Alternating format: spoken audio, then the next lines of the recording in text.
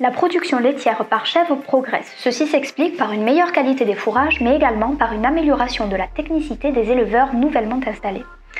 Cette production a bénéficié de peu d'aides par le passé.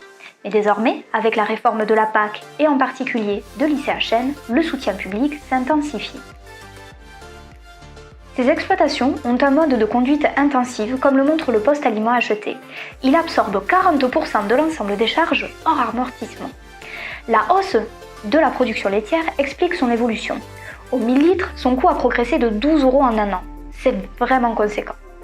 Poursuite de l'augmentation des charges fixes, l'augmentation des charges est liée principalement à 4 postes. Cotisation sociale exploitant, travaux par tiers, carburant et frais généraux.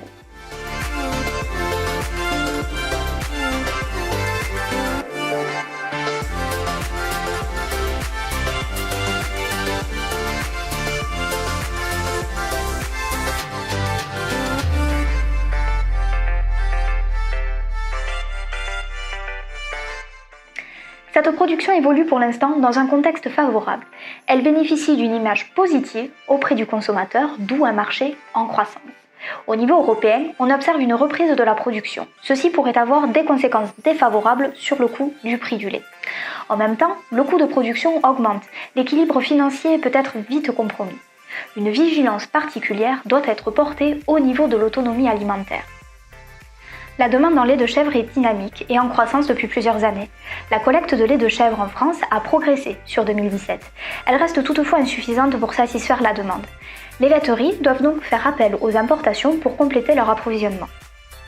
La filière française doit faire face à 2 enjeux majeurs. Le premier, les arrêts de production du fait de la pyramide des âges des éleveurs de chèvres, mais aussi les agrandissements et les installations qui ne permettent toujours pas d'inverser cette tendance.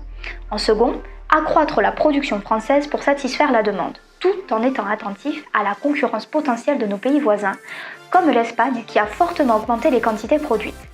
L'Occitanie n'échappe pas non plus à ce constat, même si elle reste plus dynamique que d'autres régions. La production y est en légère progression. Ainsi, les producteurs devront se structurer pour, dans un premier temps individuellement, intégrer systématiquement la volatilité des prix dans leur programme d'investissement et garantir le volume produit.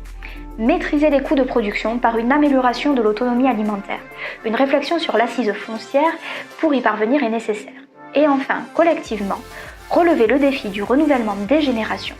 Certaines entreprises laitières sont conscientes de cet enjeu. Elles financent toujours des dispositifs d'accompagnement des éleveurs pour inverser cette tendance à moyen terme